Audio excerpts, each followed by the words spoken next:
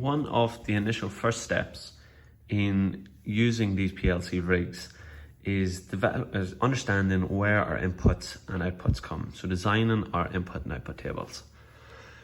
Now we know we've got inputs already pre-wired and pre-configured on the rigs themselves. And they are already hooked up to our PLC.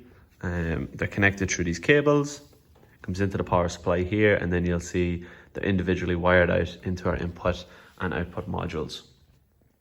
So everything's pre-wired first. So it's important that we tell the PLC when we're designing our code, because we're doing our code from scratch, that we tell it exactly where each sensor or where each push button or where each output is already wired.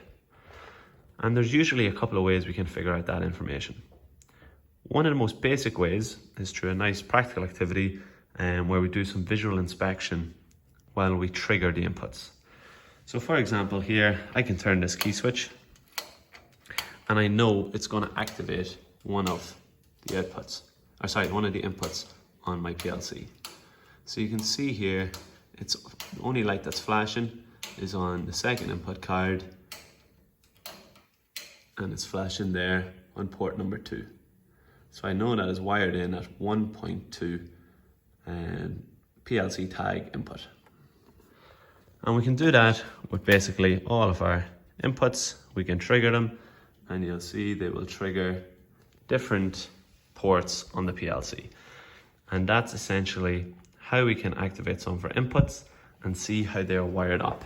Again, as we come around here, we can activate some of these inputs.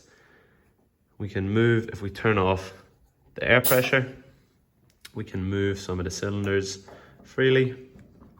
They'll come in and come out. And again, that'll help activate some of the inputs and some of the outputs on both sides. So you'll see there, again, we'll get, there's one of the wee cylinders. We can activate them and see what sensors become active.